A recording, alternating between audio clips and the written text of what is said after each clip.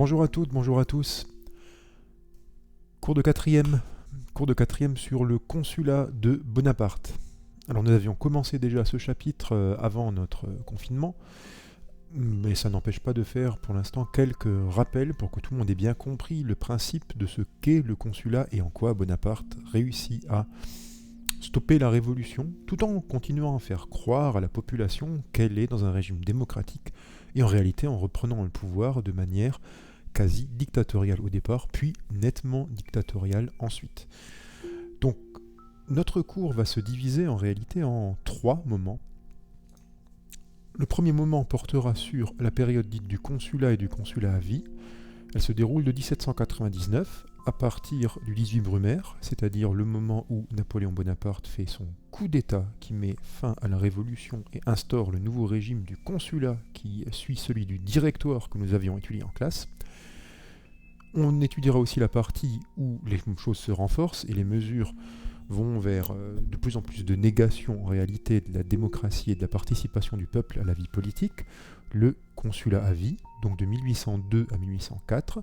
Nous verrons ensuite comment se déroule l'Empire, puisque Napoléon Bonaparte, sa volonté à lui, rappelez-vous qu'il avait en tête depuis son enfance énormément de choses issues de ses lectures, notamment Jules César, la guerre des Gaules, notamment l'anabase d'Alexandre, Alexandre le Grand, à l'époque donc grec hellénistique, qui lui ont donné cette idée que les plus grands souverains, c'était les empereurs, et que, nonobstant le fait d'être roi, donc roi ça lui suffira pas, et en plus roi ça a très mauvaise presse, hein. On sait ce qui est arrivé au dernier, Louis XVI, il s'est fait couper la tête.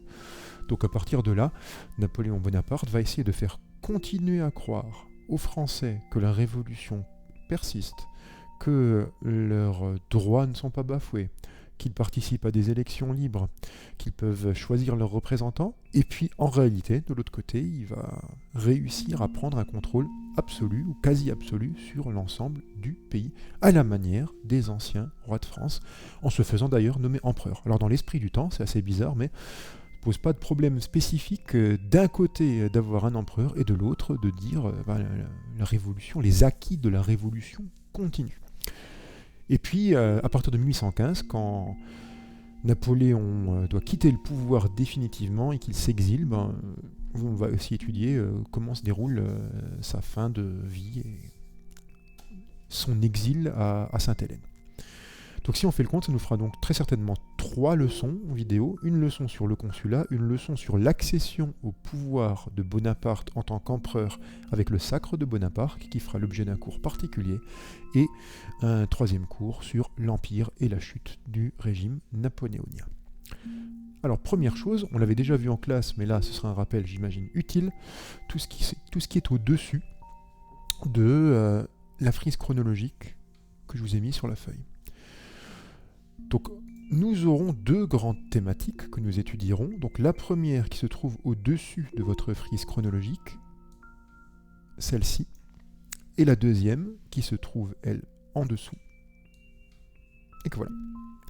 Donc, la première, ce sera de voir comment Bonaparte veut terminer la Révolution.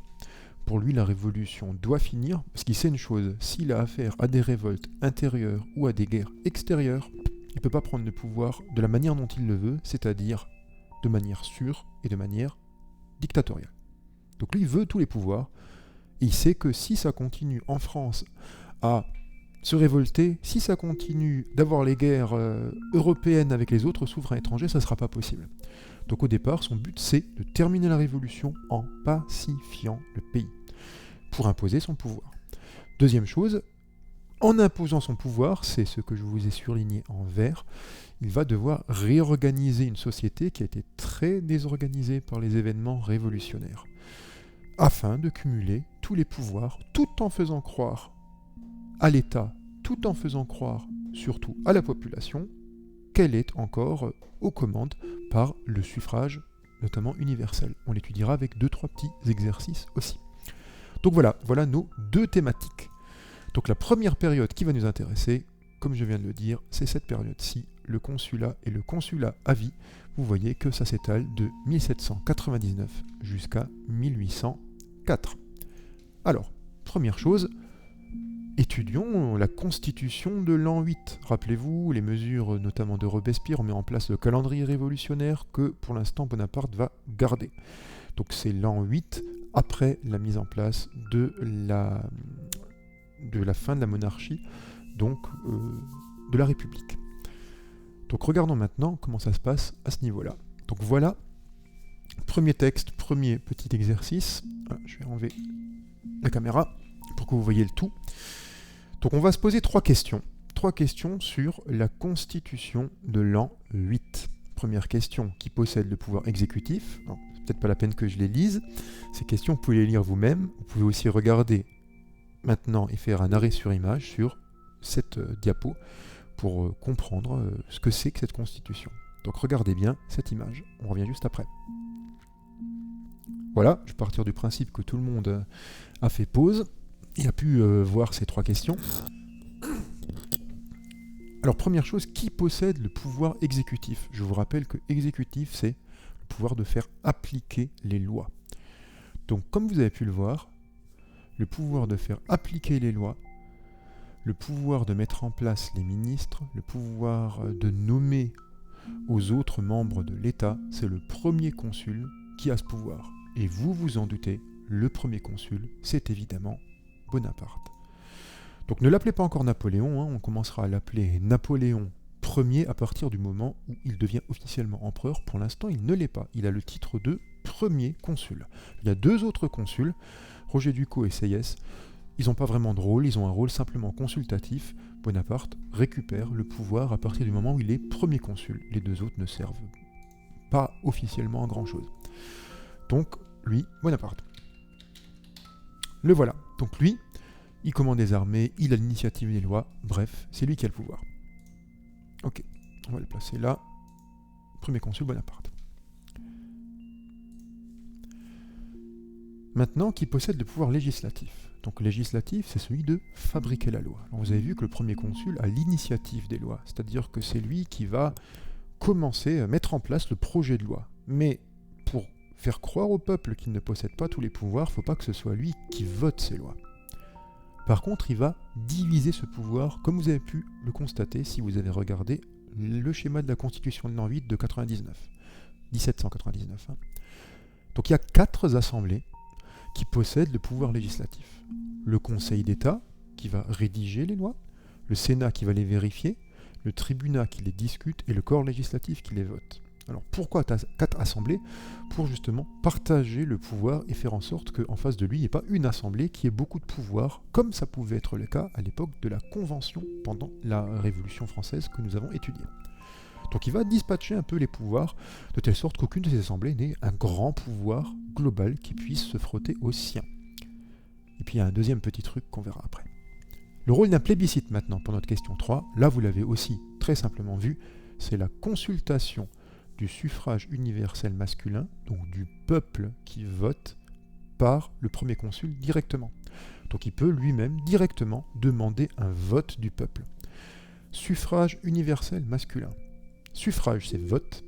Universel, c'est que tout le monde peut voter, en l'occurrence les riches comme les pauvres. Ce ne sont pas des suffrages censitaires, c'est-à-dire où il faut payer un certain montant d'impôts pour faire partie de ceux qui votent. Tout le monde peut voter, sauf uniquement les hommes, suffrage universel masculin. Il faudra attendre après la Deuxième Guerre mondiale, malheureusement, pour que les femmes aient le droit de vote en France. Donc, pouvoir exécutif aux mains du premier consul Bonaparte, pouvoir législatif aux mains du Conseil d'État, Sénat, tribunat, corps législatif. Et puis, le rôle d'un plébiscite, c'est de pouvoir directement avoir un rapport entre une demande de Bonaparte et le suffrage universel masculin, c'est-à-dire le vote de la population. Mais il y a un truc là-dedans. Il y a quelque chose qui fait qu'en réalité, pour avoir l'impression, là, dans ce qu'on vient de dire, que Bonaparte partage le pouvoir. Ça n'est pas vrai. Il possède tous les pouvoirs et on va maintenant voir pourquoi. Parce qu'il y a une quatrième question que je vous mets tout de suite au tableau. Prouvez que malgré les apparences, le pouvoir est aux mains du premier consul. Prouvez, c'est tout simple, c'est que, en réalité, le premier consul, regardez bien, nomme 2 de ses assemblées directement, le Conseil d'État et le Sénat. Ils sont nommés directement par Bonaparte. Ce ne sont pas les gens qui les élisent, ils sont nommés par Bonaparte. Et les deux autres membres, donc le tribunal, corps législatif, eux c'est le Sénat, qui est nommé par Bonaparte, qui les nomme, en les choisissant dans le résultat des élections. Donc si on fait le compte, le peuple, au suffrage universel masculin, on voit pas,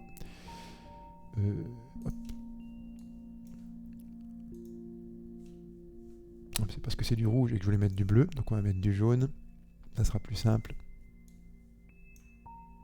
Le jaune ne se voit pas. Vous avez vu l'endroit dont il s'agit. Donc le suffrage universel masculin, donc les hommes de toute catégorie sociale votent pour des listes de personnes, des listes de candidats. Et parmi ces candidats, le Sénat choisit ceux qui vont faire partie du tribunal du corps législatif. Et le Sénat, il est nommé par le premier consul. Donc ça veut dire clairement que, en réalité, c'est Bonaparte qui, directement, Conseil d'État, Sénat, ou indirectement, tribunal, corps législatif, choisit les membres du pouvoir législatif.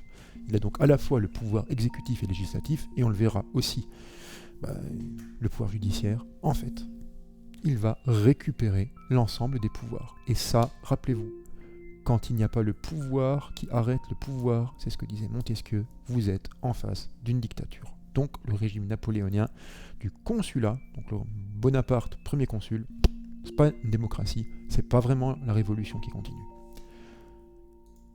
Pourtant, lui, il prétend qu'il vient de finir la révolution. Avec le texte qui est ici, que je vous mets en bien grand au tableau. Donc, la question qu'on peut se poser maintenant, c'est pourquoi les consuls affirment-ils que la révolution est finie ? Vous allez voir que cette affirmation, elle est évidemment complètement fallacieuse. Elle est fausse. Alors, essayons de comprendre pourquoi Bonaparte peut se permettre d'affirmer ainsi que la révolution est finie. Vous pouvez faire une pause maintenant et répondre à cette question.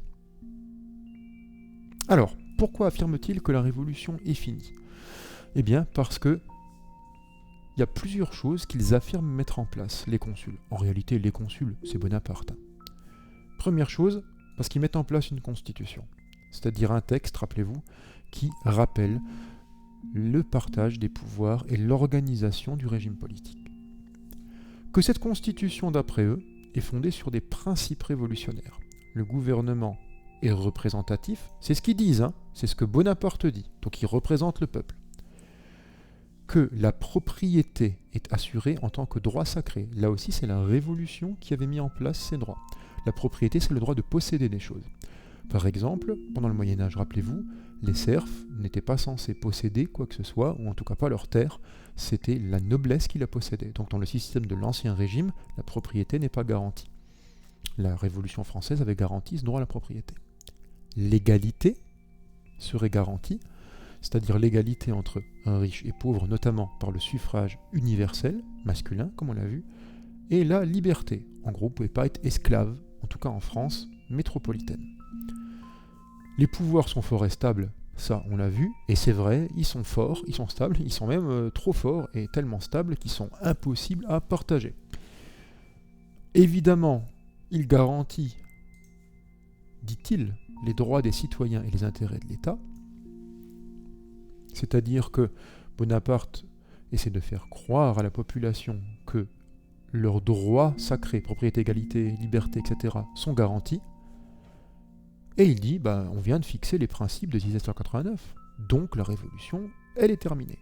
Donc pour Bonaparte, il vient avec la constitution de l'an 8 de terminer la révolution en garantissant un régime qu'il prétend démocratique et représentatif.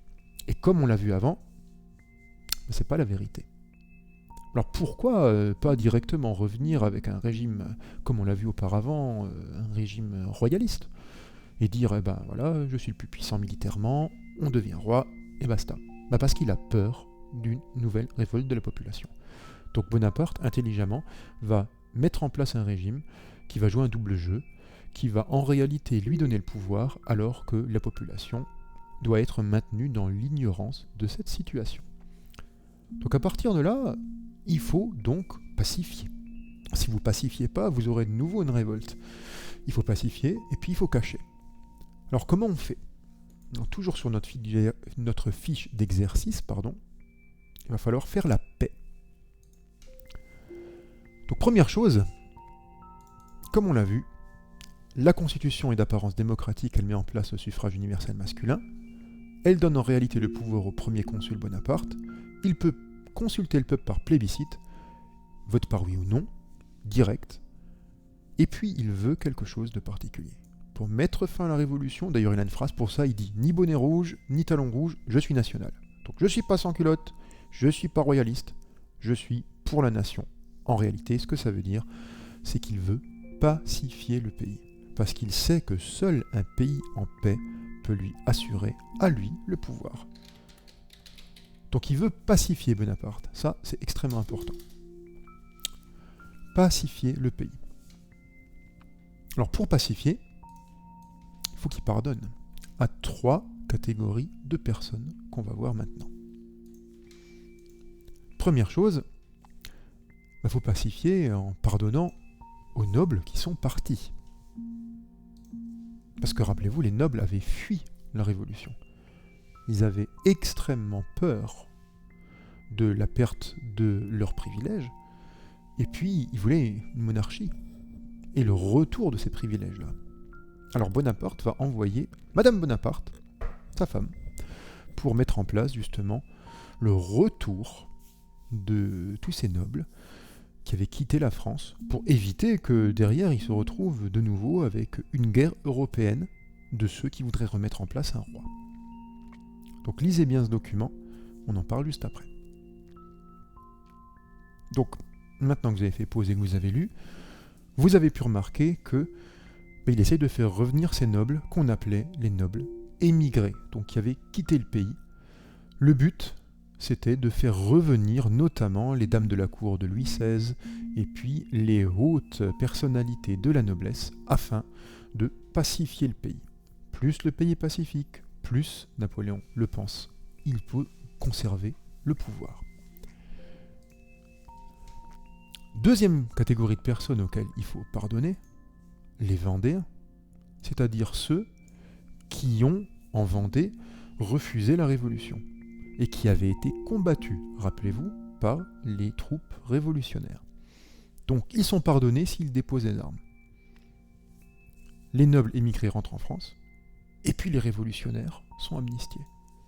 C'est-à-dire que si vous êtes un révolutionnaire, Napoléon pratique l'amnistie, il vous absout, il dit que on vous pardonne.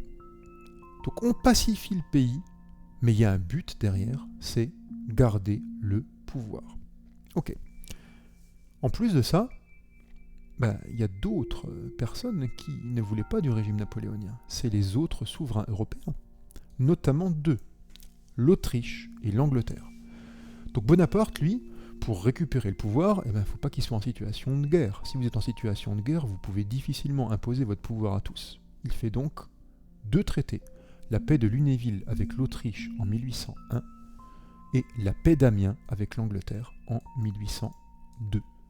Il réussit à pacifier l'Europe très momentanément pour essayer de conserver le pouvoir plus facilement et imposer donc son pouvoir absolu. Donc, les révolutionnaires, on pacifie avec eux. Les nobles émigrés, on pacifie, ils rentrent en France. Les royalistes, notamment vendéens, on pacifie. Les autres souverains européens, on pacifie aussi. Puis il reste une catégorie de population, une organisation avec laquelle il faut aussi régler les comptes. Cette organisation qui s'était partagée par rapport à la Révolution. Est-ce qu'il faut rester avec le roi ou bien est-ce qu'il faut passer du côté du peuple? Cette organisation, c'est l'Église. Et pour réconcilier la France avec l'Église, parce que beaucoup de Français à ce moment-là n'étaient plus d'accord avec cette Église qui était restée royaliste, alors que d'autres, comme les Vendéens, étaient restés du côté de l'Église séparatiste. On l'avait vu, effectivement, ça avant, dans notre chapitre sur la Révolution, rappelez-vous. Donc il y avait des prêtres qui avaient accepté ce qu'on appelait la Révolution et d'autres pas. Je ne reviens pas dessus. Donc à partir de là, que fait Bonaparte? Il met en place le Concordat de 1801.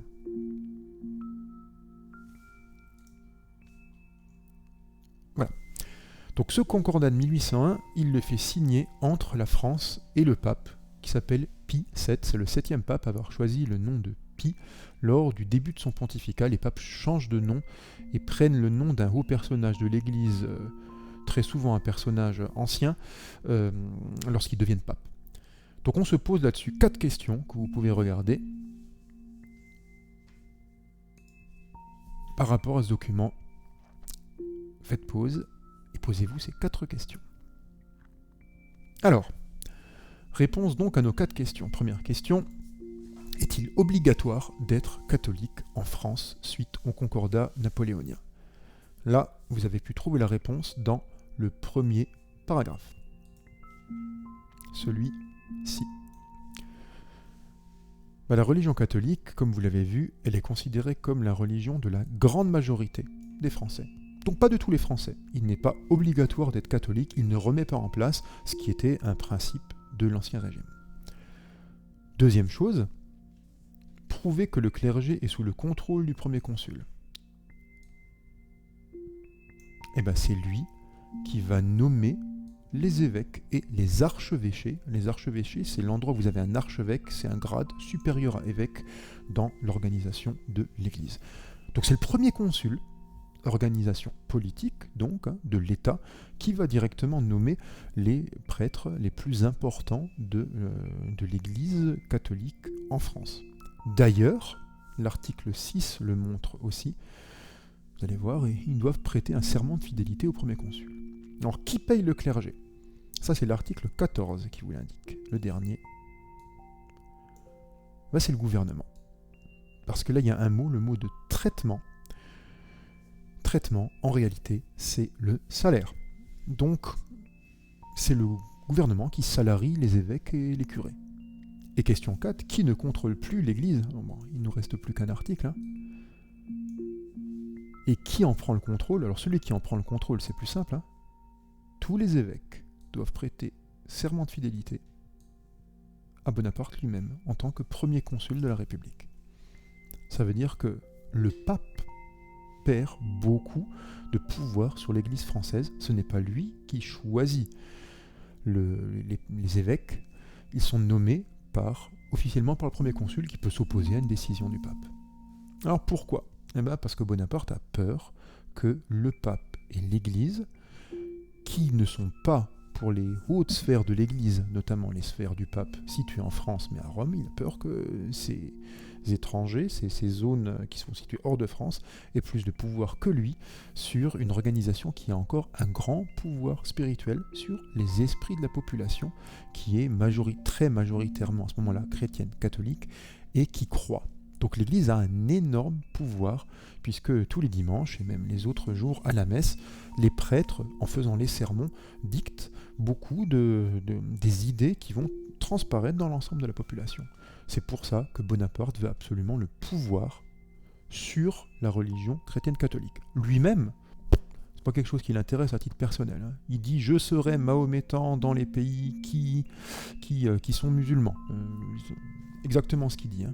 C'est des mots qu'il va d'ailleurs prononcer à une occasion particulière. Ça veut dire que lui, la religion l'intéresse en tant que moyen d'avoir le pouvoir, pas en tant qu'idée personnelle. Donc, là vous voyez, l'Église va devenir un nouveau levier du pouvoir bonapartien. Donc, l'Église, la France sont réconciliés par Bonaparte. La puissance du pape s'y oppose. C'est le 15 juillet 1801 que le concordat de 1801 est signé avec le pape Pie VII. À quoi ça nous amène? Ça nous amène à bien avoir vu déjà notre premier thème. C'est que Bonaparte termine la Révolution. Il la termine en mettant en place la Constitution que l'on a étudiée. Il la termine également en mettant en place la pacification du pays, la pacification des relations entre la France et les pays voisins qui étaient des monarchies absolues, et la pacification et la réconciliation de la France avec l'Église, dans le but, tout ceci, et c'est ce qu'on va voir maintenant, de pouvoir imposer son pouvoir. Bonaparte, il veut centraliser le pays autour de lui afin de cumuler tous les pouvoirs. Il appelle ce principe celui des masses de granit.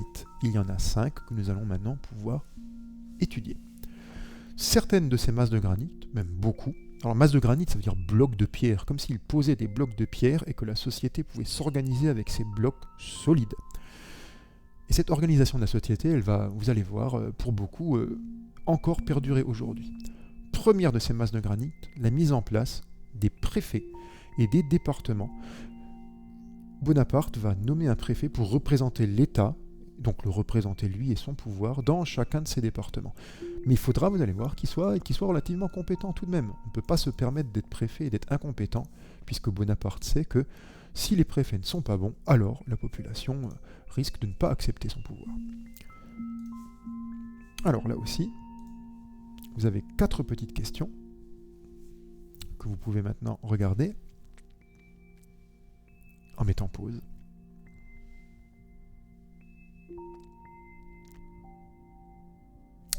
Alors, comme vous avez pu le voir, celui qui nomme les préfets, c'est Bonaparte directement, le premier consul.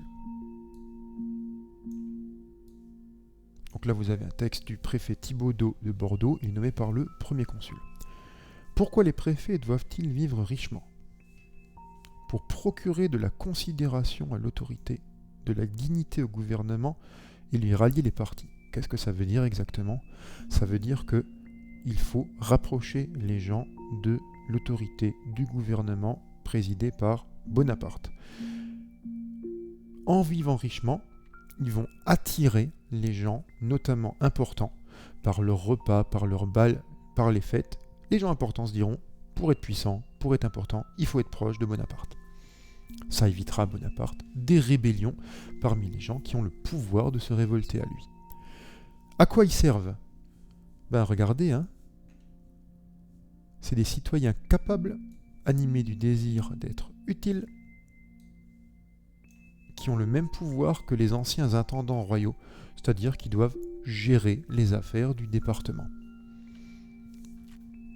Alors, qui devient préfet ? Des amis de la Révolution et des citoyens honnêtes. Parce qu'il sait quand même une chose, Bonaparte. S'il gère mal le pays, il n'arrivera pas à ses fins. Donc le pays, il faut qu'il soit bien géré, il faut qu'il soit géré justement, mais afin de lui permettre à lui de gouverner comme il l'entend. Donc on ne tire pas complètement en fait un trait sur les idées de la Révolution. Par contre, l'idée de réelle justice et de gouvernement partagé par le peuple, donc de démocratie, elle n'existe pas. Donc voilà le rôle de nos préfets. Donc premier de nos fameuses masses de granit, les préfets. Donc première masse de granit, pour mieux dominer ce pays, pour le centraliser, un préfet nommé pour représenter l'État dans chaque département. Deuxième masse de granit, vous l'avez vu, c'est des lycées. Parce que si vous voulez former des fonctionnaires soumis et compétents, il faut créer des endroits où vous allez pouvoir les former. Donc tout le monde ne va pas au lycée, uniquement des gens choisis qui vont dans des lycées impériaux, dans le but d'être formés notamment à devenir des membres de l'administration ou, vous allez le voir, de l'armée. Alors regardez, la vie dans un lycée impérial, là aussi, je vous le mets en plus grand et vous pouvez faire une petite pause pour répondre à nos 4 questions. C'est la lettre de l'envoyé de Prusse à Paris. Je n'arrive pas à vous mettre les 4 questions si je zoome comme ça. Alors faites pause maintenant et répondez à nos 4 questions. Alors, quelles sont les 3 matières principales ? Alors vous avez vu, les 3 matières principales qui sont mises en place dans les lycées, c'est ce qu'on appelle lettres françaises et latines, donc le français et le latin, les mathématiques et l'exercice militaire. Alors les 2 premières, elles semblent logiques, français, maths, surtout si vous voulez faire des hauts fonctionnaires qui vont pouvoir gérer le pays, des préfets, etc. etc. Il faut qu'ils sachent bien lire, bien écrire, bien parler, etc. Puis il faut aussi qu'ils sachent gérer autant qu'ils aient des connaissances mathématiques. Mais exercice militaire, pourquoi ? Il faut refaire tous les cadres de l'armée, déjà, parce que lors de la période de la Révolution, la plupart de ces cadres de l'armée, c'était des nobles, puis ils ont immigré, ils sont partis, certains sont morts, etc. Il faut remettre en place une armée performante, et Bonaparte, qui au départ est un militaire, ça l'intéresse énormément, parce qu'il sait que l'armée sera le relais de son pouvoir. Celui qui contrôle l'armée peut contrôler le pays. Et également, ça va former des gens à être obéissants, puisqu'ils sauront obéir à une discipline militaire hiérarchique. Donc, comme un soldat obéit à son supérieur, ces officiers de l'administration obéiront à leur chef. Et leur chef, c'est Bonaparte. Vous voyez, on en revient toujours à la même chose. Bonaparte au sommet pour gérer le pays, donc une vraie négation de la démocratie. Alors, à quel genre de métier les lycées doivent-ils former ? Là, on vient de le dire, exercice militaire, mais également tout ce qui est haut fonctionnaire. Deuxième chose, pourquoi les bibliothèques, question 3, sont-elles identiques pour tous les lycées ? Alors, comme vous l'avez vu, celui qui peut choisir quel livre sera introduit dans les bibliothèques, l'équivalent de nos CDI, c'est le ministre de l'Intérieur, choisi lui-même par Bonaparte. Donc là aussi, Bonaparte ne veut pas qu'on puisse lire des livres qui critiquent sa manière de faire dans les lycées qu'il met en place. Et qui choisit les programmes ? Là, également, des commissions désignées par le gouvernement. Donc le gouvernement va choisir les manuels scolaires afin qu'on ne voit que des choses qui soient positives pour Bonaparte. Donc là également, vous avez des gens qui ne diront normalement pas de mal de Bonaparte. Ils auront appris que Bonaparte est fantastique. Donc les cadres militaires et les cadres de l'administration, Bonaparte essaye d'en faire des éléments principaux sur lesquels il peut faire peser son régime sur l'ensemble de la population. En plus de ça, il faut redresser les finances. À partir de 1800 et 1803, il le fait en créant deux organismes, la Banque de France et le franc, qu'il appelle franc germinal, 1803. Donc, ça a pour but de mettre en place quelque chose qui est plus stable. Alors voilà à quoi ressemble le franc germinal. Alors là aussi, on peut avoir des idées sur Bonaparte en regardant notamment ses pièces qui reprennent beaucoup de thématiques communes avec celles de la royauté, mais aussi avec celles de l'Empire romain. Alors si vous regardez l'endroit et l'envers de ces pièces, République française est marquée. Un franc, et ici, vous avez un an 11, c'est-à-dire l'année à partir du calendrier révolutionnaire où la pièce a été mise en circulation. Ici, une couronne de laurier qui reprend le symbole des vainqueurs d'Olympie à l'époque grecque, donc les Jeux Olympiques. Puis vous avez une pièce marquée, c'est la même, de l'autre côté, Bonaparte, premier consul, avec une image de Bonaparte. Sauf que cette image de Bonaparte reprend la même coupe et la même manière d'être tournée que les pièces des empereurs romains. Donc Bonaparte se fait représenter sur les pièces comme les empereurs romains, justement pour remettre déjà, alors que pour l'instant il n'est que premier consul, non d'ailleurs qu'il a repris du consulat de Jules César, et des autres consuls romains de la République romaine, on sent bien qu'il y a quand même une thématique, celle de se rapprocher de ces héros de son enfance auxquels il veut être comparé. Notamment Jules César, notamment Alexandre le Grand. Alors ce franc germinal, il va avoir une très profonde influence durant tout le 19e siècle. Chose que vous pouvez lire sur ce document. Voilà. Donc là aussi, vous pouvez faire pause et lire ce document. Donc vous voyez, le but, ça va être de donner une monnaie de référence pour stabiliser. C'est aussi un pilier, stabiliser l'économie, parce que Bonaparte sait qu'une économie puissante lui assurera l'adhésion du peuple et le pouvoir. Pour récompenser les meilleurs serviteurs de l'État, parce qu'il sait une chose, il ne peut pas remettre les privilèges. S'il remet des privilèges, alors dans ces cas-là, la population verra très certainement que c'est le retour à l'ancien régime, elle n'en veut plus à partir de la Révolution et du passage à la République. Il va récompenser les meilleurs serviteurs de l'État par l'attribution d'une Légion d'honneur. Donc cette Légion d'honneur,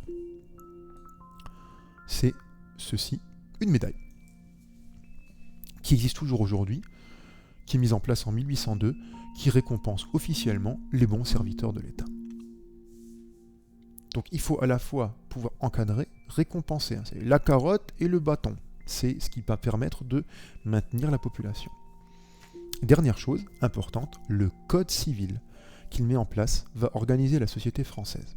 Donc il le met en place à partir de 1804. Qu'est-ce que c'est ? C'est le recueil des lois, des systèmes mis en place qui étaient éparpillés dans un seul grand livre, de telle manière à pouvoir encadrer facilement la justice en France et la société des Français. Donc ce code civil qu'il met en place, les Français, le code civil, le concordat, le code civil est ici. Voilà, nous y voilà. Donc voilà le code civil, je vous le mets au tableau en entier pour que vous puissiez vous poser 2 questions. Donc c'est un recueil d'articles de loi qui va comprendre 3 parties.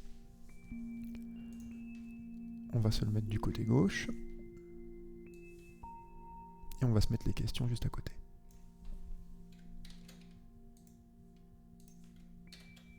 Voilà. Alors le Code civil, recueil d'articles de loi qui comprend donc 3 parties, une sur les personnes, une sur les biens, une sur les moyens d'accéder à la propriété.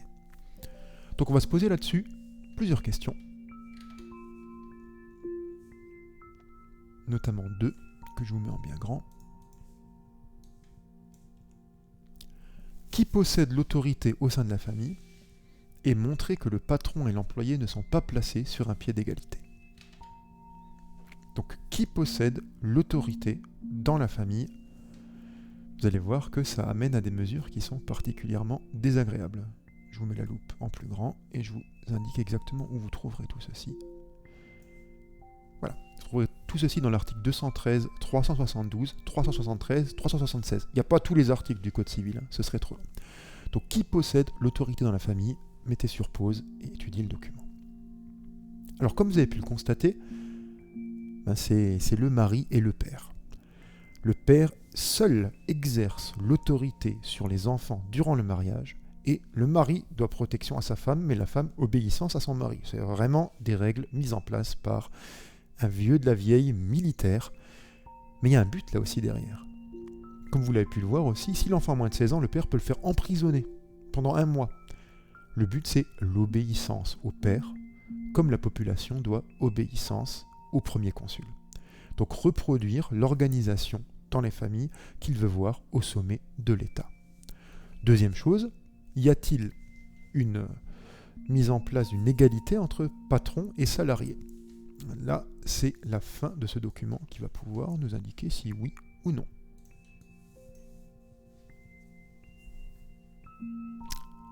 Vous avez fait pause, vous avez regardé ? Le maître est cru sur son affirmation pour le paiement du salaire.